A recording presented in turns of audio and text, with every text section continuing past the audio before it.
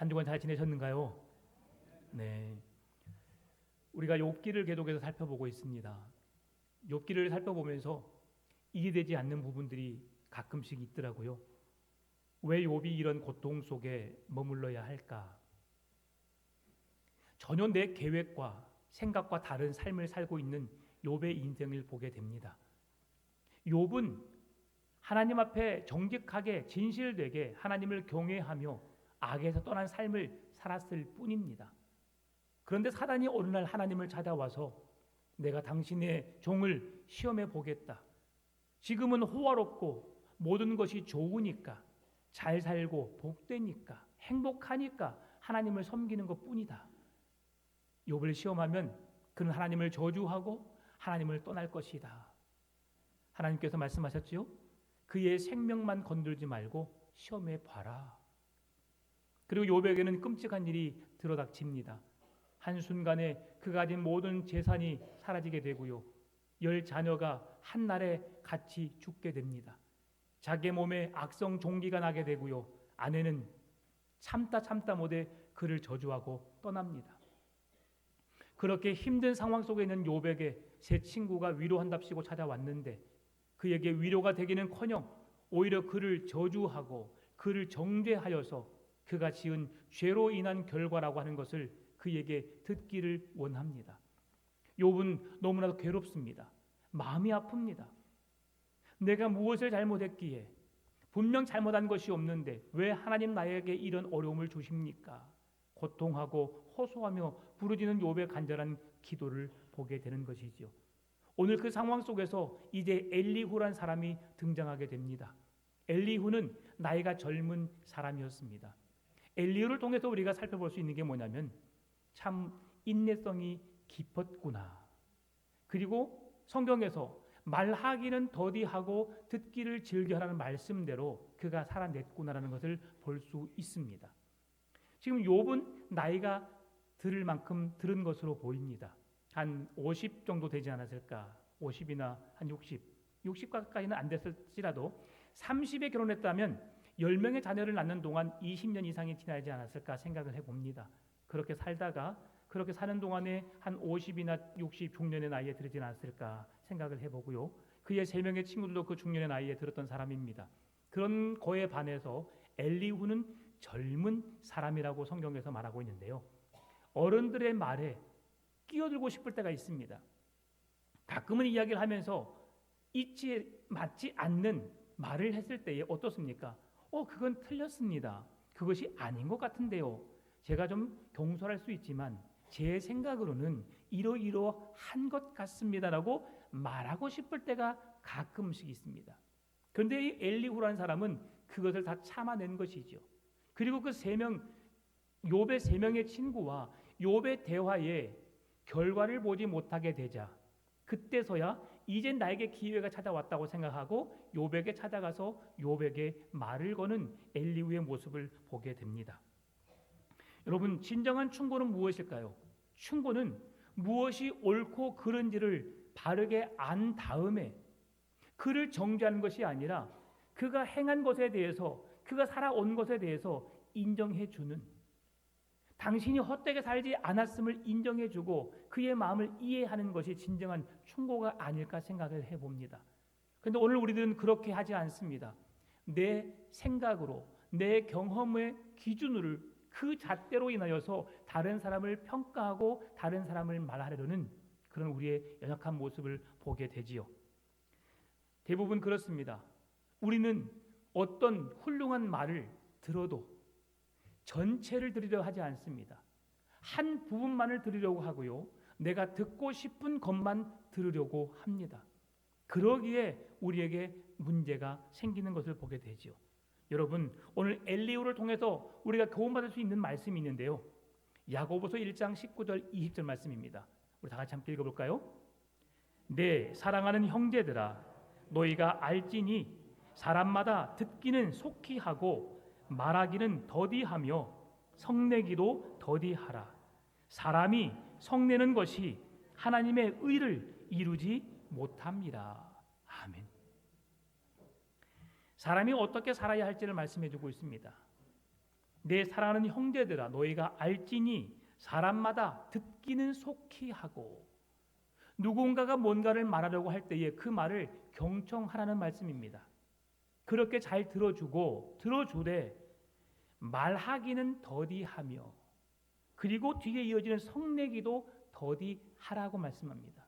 왜 그렇습니까? 우리가 들을 때는 죄를 범하지 않습니다. 들을 때는 잘못하지 않습니다. 그랬군요. 호응하면 되는 겁니다. 아, 그러셨군요. 그런데 우리가 입을 통해서 뭔가를 말하려고 할 때에 그것이 문제가 될 수 있다는 사실이죠. 그래서 성경은 성내기를 더디하고 말하기를 더디하라. 왜 그렇습니까? 사람이 성내는 것이 하나님의 의를 이루지 못한다라고 말합니다.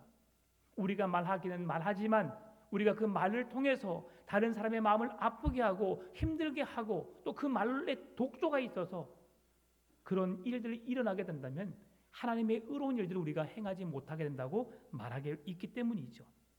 오늘 우리에게 소개된 엘리후라는 사람은 람 족속 부수 사람 바라겔의 아들이라고 소개되고 있습니다. 부수는 우스의 형입니다. 우스의 형 많이 들어보셨죠? 아브라함의 관계가 된 사람. 그래서 엘리후는 아브라함과 관계가 있는 사람이라고 말할 수 있습니다. 왜 목사님이 갑자기 창세기도 아닌데 아브라함과 같은 동시대 사람이라고 이야기할까? 여러분 첫 시간에 말씀드렸던 것처럼 욥기는 시편 다음에 써진 성경이 아니라 욥기 시편 전에 써진 성경이 아니라 창세기와 동시대에 쓰여진 성경입니다. 그렇기 때문에 그 동시대의 아브라함의 사건과 동일하게 이어지는 말씀으로 이어지는 것이죠. 그래서 욥의 세 친구들은 이스라엘의 낯선 이방인들의 이름입니다. 그들은 성경적인 이스라엘 지역의 특별한 사람들의 이름이 아닙니다. 그런데 그에 반해서 엘리후라는 사람은 이스라엘 자손들의 이름과 동일한 이름을 갖고 있습니다. 엘리후, 그는 나의 하나님이라는 뜻을 갖고 있죠. 그래서 엘리후가 하나님의 사람임을 우리에게 말씀해 주고 있고요. 그리고 엘리후의 진술은 오늘 본문을 포함한 6장에 걸쳐서 그의 진술이 이어지고 있고요. 그러면서 하나님께서 욥의 3명의 친구들의 이야기를 들으면서 하나님이 그들을 책망하신 데 반해서 엘리후의 말은 하나님이 그를 책망하지 않고 올바른 교훈으로 이야기하고 있다는 사실, 이 말을 통해서 우리가 이해할 수 있는 게 뭐냐면 하나님이 엘리후를 통해서 뭔가를 말씀하시려고 하시는구나를 이해할 수 있다는 것이죠. 욥의 3명의 친구들은 재판장의 자리에서 재판관의 자리에 서서 그 친구를 정죄하고 비난하는 그 자리에 서기를 원하고 있는 것을 보게 됩니다. 엘리후, 그러나 엘리후는 욥의 마음을 최대한 이해하려고, 욥의 상황이 어떠한지를 이해하려고 그의 상황을 이해하려는 마음이 그에게 깊었음을 말씀해 주고 있습니다. 오늘 본문의 1절인데요. 그런즉 욥이여 내 말을 들으며 내 모든 말에 귀를 기울이기를 원하노라 라고 말합니다. 내가 당신을 정죄하거나 당신을 비판하거나 당신이 죄인이라고 말하는 것이 아니라 지금 내가 하는 말을 당신이 좀 들어줬으면 좋겠습니다 라고 말하는 것이죠.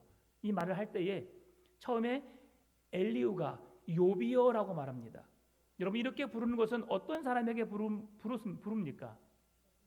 예, 뭐 높은 사람일 수 있어요. 근데 좀 가까운 사람, 친분인 사람, 예, 여보, 예, 어떤 누구에 불러요?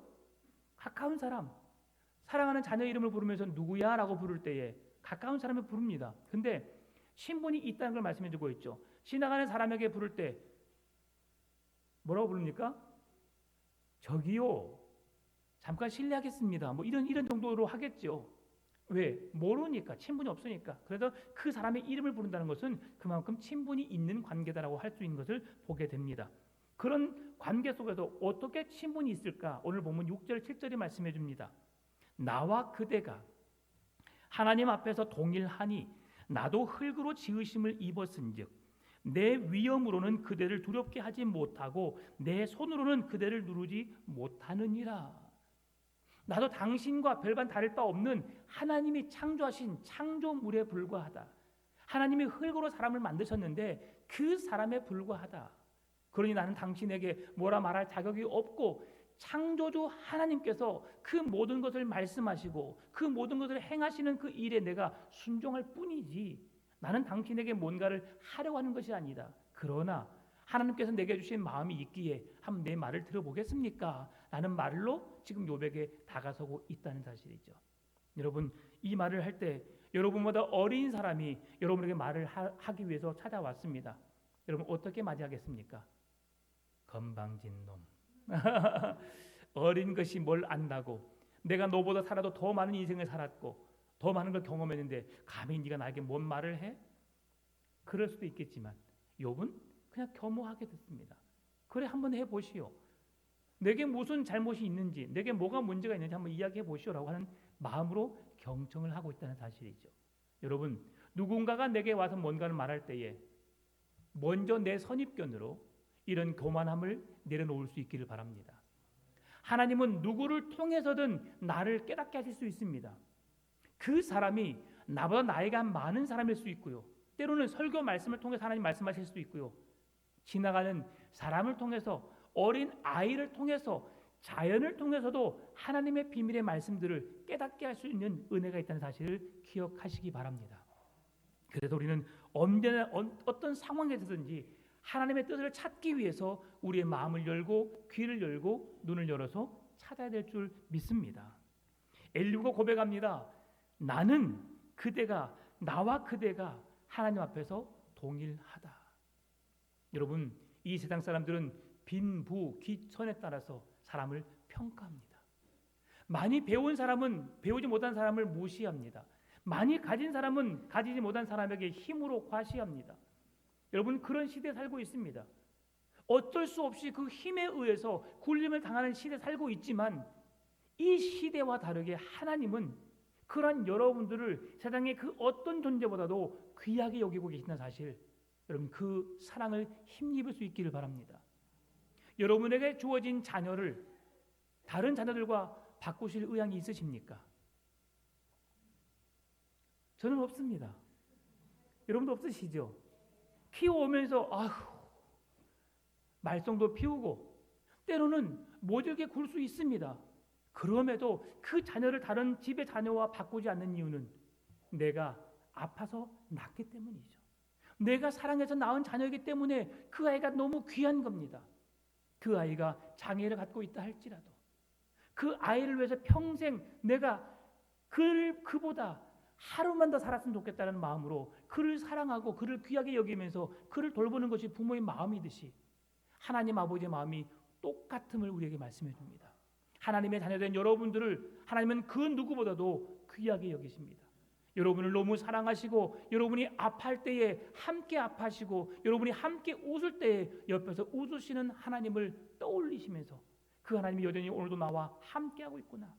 내가 사망의 음침한 골짜기에 거할지라도 해를 두려워하지 않을 것은 주께서 나와 함께하심이라. 그 함께함의 은혜를 누리실 수 있기를 바랍니다. 하나님이 나와 함께 하시는데 그 어떤 어려움도 이겨낼 수 있는 믿음을 갖게 되시기를 바랍니다. 그러면 엘리후는 욥에게 어떤 권면을 하고 있는 걸까요? 욥의 세 친구들은 욥의 과거를 가지고 그가 고통당하는 것을 그의 죄악 때문에 그가 고통을 받는다고 이해했지만 엘리후는 욥의 죄를 지적하기보다도 욥에 대한 고통에 대한 반응으로 욥이 잘못 태도를 가지고 있다. 죄를 짓지는 않았지만 그에게 주어지는 고통의 상황 속에서 그 죄를 만들어가고 있다라고 이야기하고 있습니다. 그게 뭘까요? 오늘 본문의 8절에서 11절입니다. 그대는 실로 내가 듣는 데서 말하였고 나는 그대의 말소리를 들었느니라. 이르기를 나는 깨끗하여 악인이 아니며 순전하고 불의도 없거늘 참으로 하나님이 나에게서 잘못을 찾으시며 나를 자기의 원수로 여기사 내 발을 착고에 채우시고 나의 모든 길을 감시하신다 하였느니라. 이 고백을 통해서 보게 되면 지금 내가 잘못이 없습니다. 나는 허물도 없이 결백합니다. 그런데 하나님께서 내게 뭔가 잘못이 있는 것처럼 여기시고 나에게 그 잘못한 것을 찾으려고 하십니다. 이 고백이거든요. 뭐가 잘못됐을까요? 하나님의 존재를 잘못 이해한 겁니다.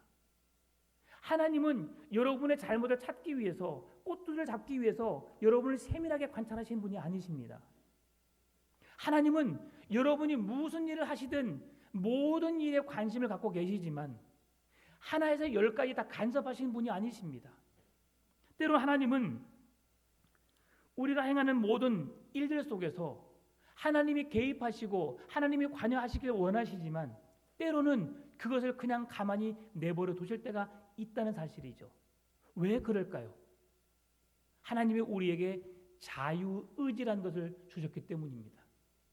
하나님을 믿는 믿음도 주셨지만 우리가 이 세상에 주어진 삶을 내게 주어진 생각대로 마음대로 살아갈 수 있는 그 삶을 주셨다는 것이죠. 그럼에도 하나님은 모든 사람에게 동일한 기회를 주셨습니다. 그게 어떤 기회입니까? 예수 그리스도가 우리의 구원자다. 예수 그리스도를 믿음으로 하나님 나라 백성이 될 수 있다는 그 복음의 진리를 모든 백성에게 주었다는 것입니다. 그러면 그 자유의지를 통해서 내가 복음의 소식을 들었을 때에 그 복음을 듣고 내가 하나님의 거룩한 백성으로 주어진 죄를 용서를 구하고 하나님의 계획대로 하나님의 주어진 약속대로 그 말씀을 붙잡고 십자가의 은혜, 예수 그리스도의 십자가의 죽음의 은혜를 내가 붙들고 의지하면 사망이 아닌 심판이 아닌 하나님의 나라라고 하는 약속된 축복의 말씀 앞에 설 수 있다는 그 나라를 얻을 수 있다는 믿음의 확신을 가질 수 있는 것, 이것은 나의 선택으로 인한 축복의 결과라고 할 수 있습니다. 하나님은 모든 인류의 그 복음의 소식을 성경을 통해서 보여주셨습니다. 그리고 그 소식을 전하기 위해서 지금도 우리들도 복음을 전하고 있고요. 선교사님들이 오지와 같은 그곳에서 내 삶, 내 환경 모든 걸 내려놓고 그 복음만을 전하기 위해서 고군분투하고 있는 것 아니겠습니까? 그런데 그 말씀을 듣는 자들은 구원의 은혜를 누리지만 듣지 않는 자들에게는 영원한 심판이요 영원한 멸망에 처할 수밖에 없다는 사실이죠. 여러분, 우리가 이 말씀을 듣는다면 우리는 구원의 은혜를 누릴 수 있는 겁니다. 지금 엘리후가 말하고 있는 이유가 무엇입니까? 욥의 불평을 잠재울 수 있는 뭔가 특별한 것이 있기 때문에 지금 너가 그렇게 불평해내므로 네가 고백함으로 하나님의 존재를 네가 잘못 이해하고 있다. 욥이 그렇게 이해하고 있는 건 아니지만 욥이 불평한 말을 통해서 혹 그럴 수도 있겠다라는 말을 엘리후가 지금 하고 있는 겁니다. 오늘 본문의 12절 13절입니다.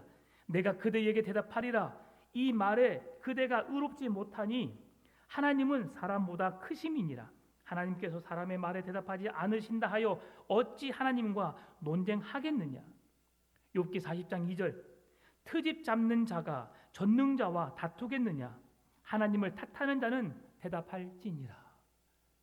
하나님께로부터 트집을 잡는, 나는 잘했는데 하나님이 그렇게 하셔서 이렇게 되었습니다.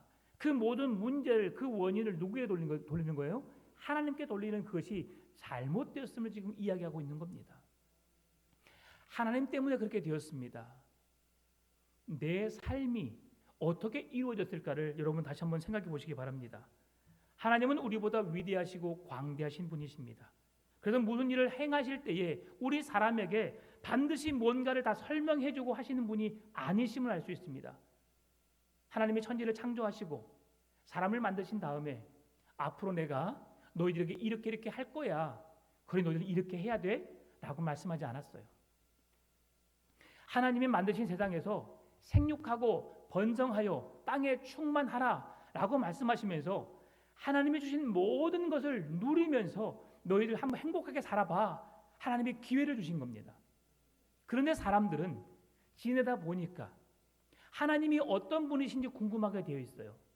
그러다가 하나님이 어디에 계실까? 어떤 분일까? 우리 하나님처럼 높은 곳에 한번 올라가 볼까? 하고 바벨탑을 쌓은 것이죠. 누구에 의해서? 사람 스스로 한 겁니다.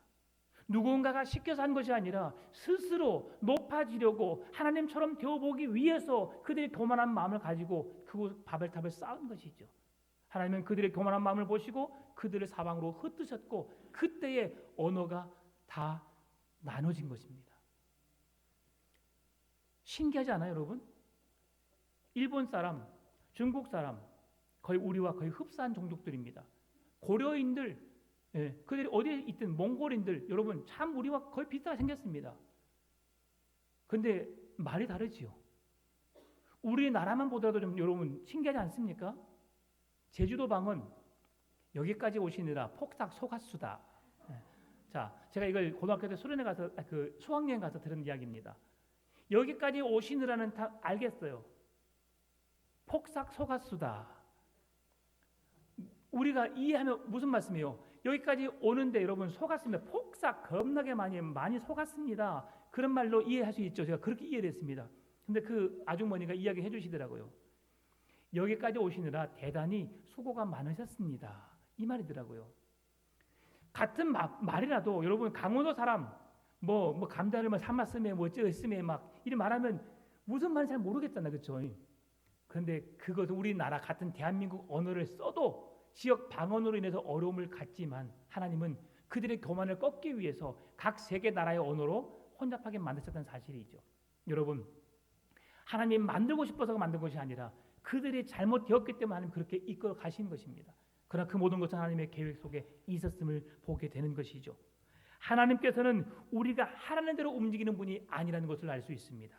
하나님께서는 우리에게 설명할 책임, 내가 어떻게 하겠다라고 말하지 않을 분이 하나님이라는 걸 우리는 이해해야 합니다.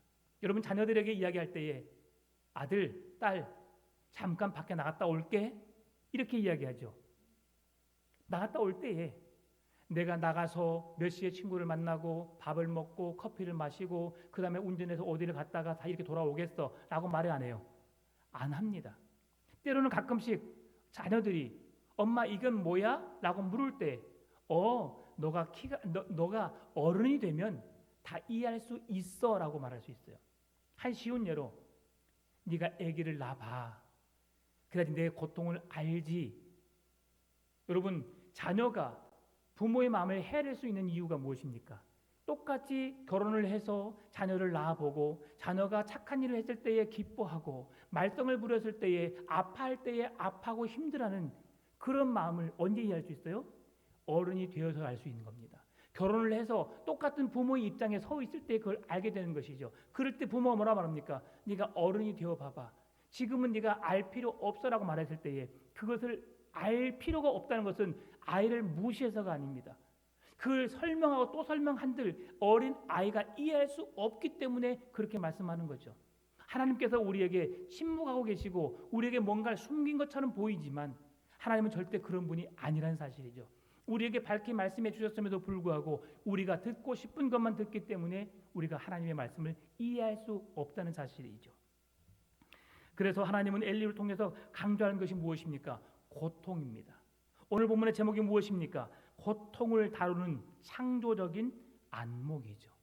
하나님이 왜 내게 고통을 주셨을까를 생각해 볼 수 있는 믿음을 갖는 것이죠. 바람이 불어옵니다. 바람이 불어오는데 축사에서 오물이 있는 곳에서 바람이 불어옵니다. 무슨 냄새가 납니까? 그 냄새가 납니다. 그런데 향수 공장에서 바람이 불어옵니다. 어떤 냄새가 납니까? 향수 냄새가 납니다. 하나님은 오늘 저와 여러분을 그리스도의 향기가 나누는 사람으로 만드셨습니다. 창조주신 하나님의 냄새가 우리의 삶을 통해 우리의 언어를 통해 입술을 통해 나타나게 되기를 주의 이름으로 축원합니다. 오늘 엘리후가 말하고 있는 고통은 양면성을 가지고 있습니다. 하나는 고통을 통해서 하나님을 찾게 합니다. 하나님, 내게 이런 고통을 주시다니요. 하나님 뜻이 어디에 있습니까? 하나님 내게 왜 이런 고통을 주셨습니까? 하나님 무슨 일로 나에게 어떤 걸 깨닫게 하기 위해서 이런 고통을 주셨습니까? 고통이 내게 찾아올 때에, 고난이 내게 찾아올 때에 하나님께 구하고 찾고 그 문제를 해결하여 하나님으로부터 문제를 해결하려고 하는 사람들이 있습니다. 또 다른 반대편에서는 고통이 내게 찾아오면 하나님, 내가 왜 이런 고난을 겪어야 합니까? 왜 내게 이런 고난을 주셔서 나를 이렇게 힘들게 하십니까? 하나님 너무하십니다. 내게 고난을 주시는 하나님이라면 차라리 내가 그 하나님은 믿지 않겠습니다. 전자가 되시길 바랍니다. 힘들고 어려운 상황, 고난을 주시고 내 삶을 힘들게 몰아간다 할지라도 욥처럼 이겨낼 수 있는 믿음을 갖기를 원합니다. 욥은 끝까지 하나님의 뜻이 무엇인지 찾아내기 위해서 고민하고 또 고민하며 하나님께 묻고 또 기도하며 뜻을 찾아내고 있습니다. 이 세상에 가장 불행한 사람이 그것입니다. 이 세상에 가장 값진 보화를 알아보지 못하는 것이지요. 성경에서 진주를 돼지에게 준들 무슨 소용이 있겠냐고 말씀하십니다. 여러분 지난주에 말씀했던 것처럼 우리는 무엇이 귀한지를 아는 사람입니다. 하나님은 우리에게 가장 귀한 선물을 주셨습니다. 그 선물이 무엇입니까? 예수 그리스도이죠. 예수 그리스도를 잃어서는 절대 안 됩니다. 예수 그리스도가 그는 나를 죄에서 구원할 자라는 이름을 갖고 있기 때문이죠. 예수 그리스도의 이름만이 나를 사망에서 생명으로 옮길 수 있는 능력의 이름이기 때문입니다. 그럼 하나님께서 우리에게 고난을 주실 때에 특별하게 고난을 당해야 했기 때문에 고난을 주실 수도 있지만 고난을 당하지 않아도 되는 상황이지만 고난을 주실 때가 있습니다. 부득이하게 고난을 허락하실 때가 있는데요. 그 대표적인 인물이 누구십니까?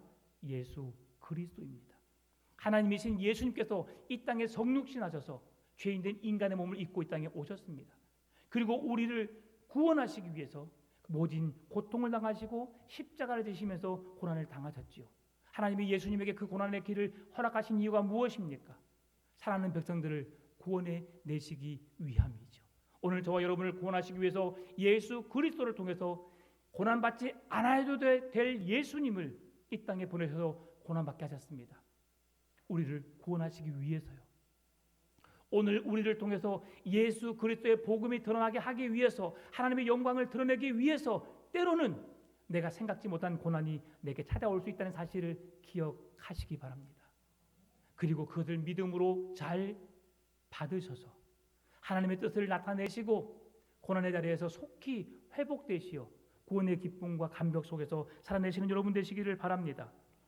마지막으로 고통을 당할 때 창조적인 안목을 가지는 말씀을 읽고 마치겠습니다. 욥기 34장 10절입니다. 그러므로 너희 총명한 자들아 내 말을 들으라. 하나님을 악을 행하지 아니하시며 전능자는 결코 불의를 행하지 아니하시고.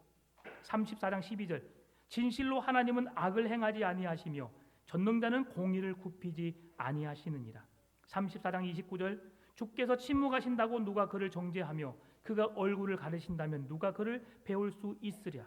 그는 민족에게나 인류에게나 동일하시니. 하나님은 악을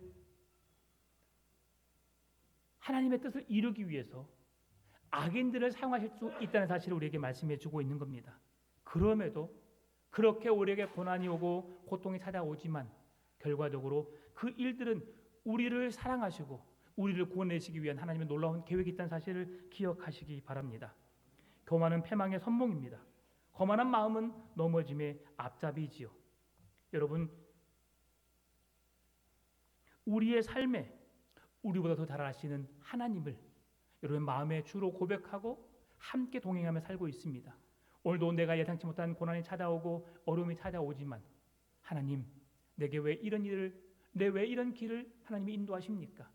하나님의 뜻을 물으시고 찾으셔서 믿음의 해답을 찾으셔서 주님과 행복한 동행의 삶을 살아내시는 고난이 내게 주는 유익임을 기억하고 창조주 하나님의 안목에서 생각함으로 하나님의 참뜻을 깨달아 알아 오늘 우리의 삶이 더 풍성해지고 더 강건해지는 은혜를 누리게 되는 여러분의 삶이 되시기를 주의 이름으로 축원합니다.